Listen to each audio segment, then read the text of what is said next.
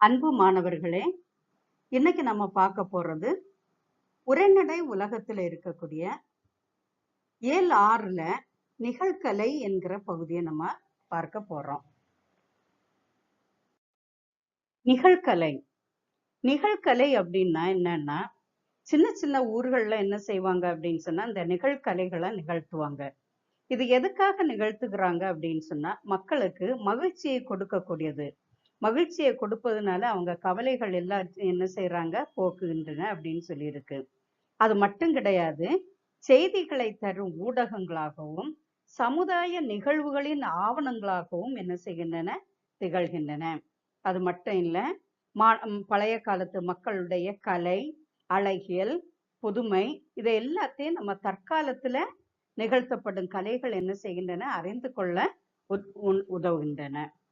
கரகாட்டம் கரகாட்டம் உங்களுக்கு எல்லாருக்கும் நல்லா தெரியும். கரகாட்டம்னா என்ன அப்படின்னா, கரகம் என்கிற பித்தளை செம்பையோ சிறிய குடத்தையோ தலையில் வைத்து தாளத்துக்கு ஏற்ப ஆடுவதுக்கு பேர் தான் என்னது, கரகாட்டம். இதுக்கு என்னென்ன பேர் அப்படின்னு சொன்னா, கரகம்னு சொல்லுவாங்க, கும்பாட்டம்னும் என்ன செய்வாங்க, அழைக்கப்படுகிறது. இது அந்த செம்பு இருக்குல்ல, தலையில வைக்கக்கூடிய செம்பு அல்லது குடம், இதுல தலையில நிக்கிறதுக்காக அது மணலையோ இல்ல பச்சரிசியோ கொண்டு என்ன செய்வாங்க, நிரப்புகின்றனர். கண்ணாடியாலும் பூக்களாலும் அழகூட்டிய கரக கூட்டின் நடுவில் அந்த கரக கூட்டை என்ன செய்யறாங்க, டெக்கரேட் பண்றாங்க. கிளி பொம்மை பொருத்திய மூங்கில் குச்சியை செருகி வைத்து ஆடுகின்றனர். மேல் பகுதியில என்ன செய்வாங்க, ஒரு கிளி பொம்மை என்ன செய்வாங்க, சொருகி வச்சு ஆடுவாங்க. இதுல ஆண்களும் ஆடலாம், பெண்களும் ஆடுறாங்க. ஆண்கள் பெண் வேடமிட்டு என்ன செய்யறாங்க, ஆடுறாங்க. இதுல இத்தனை பேர் தான் ஆடணும் அப்படின்னு சொல்லிட்டு கிடையாது. சிலப்பதிகாரத்தில் மாதவி ஆடிய 11 வகை கூத்து ஆடல்களில் இந்த குடக்கூத்து என்ற ஆடலும் என்ன செய்யப்படுகிறது, குறிப்பிடப்படுகிறது.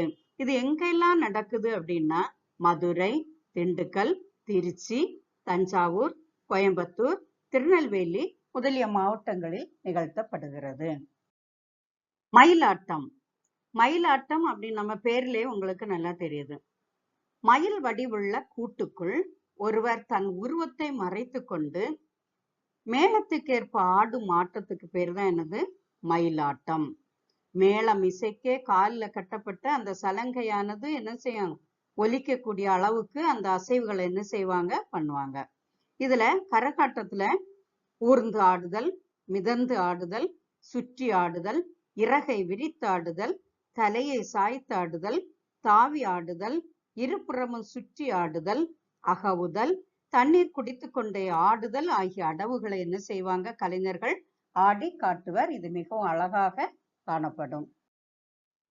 காவடி ஆட்டம் காவடி ஆட்டம் நமக்கு தெரியும்.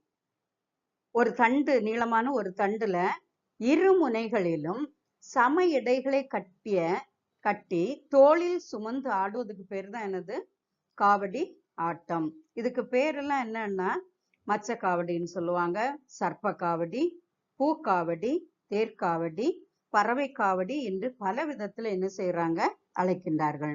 இது எங்கெல்லாம் நடக்குது அதிகமா அப்படின்னா, இலங்கை, மலேசியா போன்ற தமிழர்கள் வாழக்கூடிய இடத்துல காவடி ஆட்டம் ஆடப்படுகிறது. ஒயிலாட்டம் ஆட்டத்தை பொதுவா இரு வரிசையாக தான் என்ன செய்வாங்க, நின்று ஆடுவாங்க. ஒரு வரிசையிலையும் ஆடுவாங்க, இரு வரிசையாகவும் ஆடுவாங்க. ஒருவருக்கொருவர் இடம் விட்டு விலகி நின்று ஆடும் இந்த ஒயிலாட்டத்தை பெரும்பாலும் ஆண்கள் தான் என்ன செய்வாங்க, ஆடுவாங்க. ஒரே குழுவில் வயது முதிர்ந்தவர்களும் ஆடுவாங்க, இளைஞர்களும் என்ன செய்வாங்க, இணைந்து ஆடுவாங்க. இந்த ஆட்டத்தில் தோலால் கட்டப்பட்ட குடம், தவில், சிங்கி, டோலக், தப்பு போன்ற இசைக்கருவிகள் பயன்படுத்தப்படுகின்றன. பொய்க்கால் குதிரை ஆட்டம், அதுல நமக்கு பேர்ல தெரியுது, பொய்க்கால் குதிரை ஆட்டம். இது என்ன அப்படின்னா, குதிரை வடிவு உள்ள கூட்டை உடம்பில் சுமந்து கொண்டும் ஆடு ஆட்டமே என்னது, பொய்க்கால் குதிரை ஆட்டம். குதிரை மாதிரி ஒரு கூடு செய்து அதுக்குள்ள நின்று என்ன செய்வாங்க, ஆடுவாங்க. கலைஞர்கள் தங்கள் கால்களை மறைக்கும் உயரத்துக்கு துணியை கட்டி போகின்ற, காலு தெரியாம இருக்குது, காலு தெரியக்கூடாது அப்படிங்கிறதுக்காக என்ன செய்வாங்க, துணியை கட்டி ஆடுவாங்க. காலில் சலங்கை அணிந்தும் அரசன் அரசி போல உடையணிந்தும் கிரீடம் அணிந்தும் என்ன செய்வாங்க, ஆடுவாங்க. பொதுவா அரசன் அரசி ஆட்டம் தான் இதுல ஆடுவாங்க. பொய்க்கால் குதிரை ஆட்டத்துக்கு பாடல்கள் என்ன செய்யப்படுவது கிடையாது, பயன்படுத்தப்படுவது கிடையாது. வெறும் நையாண்டி மேளமும் நாகசுவரமும் தான் என்ன செய்வாங்க, இசைக்கப்படுகின்றன. இது பொதுவா எங்க இருக்கு அப்படின்னா ராஜஸ்தான், கேரளம் ஆகிய பகுதிகளில் காணப்படுகிறது. தப்பு ஆட்டம். தப்பு என்கிற தோற்கருவியை இசைத்து கொண்டே அதன் இசைக்கு ஏற்ப ஆடுகின்ற நிகழ்கலைக்கு பேர் தான் என்னது, தப்பு ஆட்டம். முன்னால எல்லாம் இந்த தப்பு ஆட்டம் ஆண்கள் மட்டும்தான் என்ன செய்தாங்க, ஆடுனாங்க. இப்ப பெண்களும் என்ன செய்யறாங்க, ஆடுறாங்க. நிவாட்டம், தப்பாட்டம், தப்பட்டை, தப்பு என்று என்ன செய்கிறது, அழைக்கப்படுகிறது. இந்த தப்பு என்பது என்ன அப்படின்னு சொன்னா வட்ட வடிவமாக அமைந்துள்ள அகன்ற தோற்கருவி. இததான் இது என்ன செய்வாங்கன்னா தப்பு தப்பு அப்படின்னு ஒலிப்பதனால் இதுக்கு தப்பு என்கிற பேர் வந்துச்சு அப்படின்னு சொல்லியிருக்கிறாங்க. புலி ஆட்டம். புலி ஆட்டம் அப்படின்னா எதுக்கு ஆடுறாங்கன்னா தமிழ் மக்களின் வீரத்தை சொல்லும் கலையாக திகழ்வது புலி ஆட்டமாகும். புலி வேடமிடுவவங்க என்ன செய்வாங்க அப்படின்னா உடம்பெங்கும் புலியை போன்று கருப்பும் மஞ்சளுமான வண்ண கோடுகளை இட்டு துணியாலான வாளை இடுப்பில் கட்டி கொள்வர். அதாவது ட்ரெஸ் எப்படி போட்டிருப்பாங்க, புலிய மாதிரி போட்டிருப்பாங்க, ஒரு வால் வச்சிருப்பாங்க. தப்பு மேளத்துக்கேற்ப ஒருவரோ இருவரோ என்ன செய்வாங்க, ஆடுவர். புலி எப்படி பதுங்கி பதுங்கி வருமோ அதே மாதிரி பதுங்கியும் பாய்ந்தும் எம்பி குதித்தும் நாக்கால் வருடியும் பற்கள் தெரிய வாயை பிளந்தும் உரிமையும் பல்வேறு அடவுகளை என்ன செய்திருப்பாங்க, வெளிப்படுத்துவாங்க. தெருக்கூத்து. நாட்டுப்புற மக்களால் நிகழ்த்தப்பட்டு வரும் கலையே தெருக்கூத்து. தெருக்கூத்து அப்படின்னு சொன்ன உடனே உங்களுக்கு தெரியுது, தெருவுல நடத்தக்கூடிய அதாவது ஒரு திறந்த வெளியை ஆடுகளமாக்கி ஆடை அணிகலன்கள் ஆகியவற்றுடன் நடத்தப்படக்கூடிய அந்த இதுக்கு பேர் தான், கூத்துக்கு பேர் தான் என்னது, தெருக்கூத்து அப்படின்னு பேரு. இந்த கூத்து இசையுடன் கூடிய உடல் அசை வியக்கத்துடன் தொடர்புடையது. அது மட்டும் கிடையாது, இது எப்படி முன்னால எல்லாம் தெரு சந்திப்புகள் ஆகிய இடத்துலதான் என்ன செய்தாங்க, நிகழ்த்தப்பட்டது.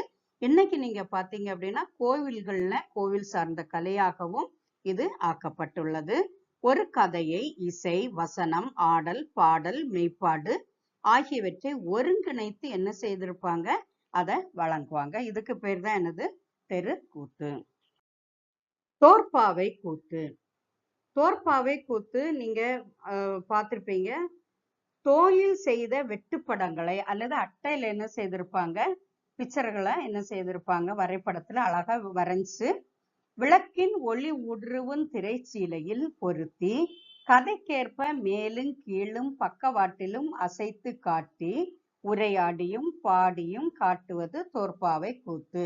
இந்த பிக்சரை என்ன செய்வாங்க, மேலும் கீழும் அசைச்சு அசைச்சு அதை பேசுறது யாருன்னு சொன்னா ஒரு கலைஞர்கள் என்ன செய்வாங்க, பேசுவாங்க.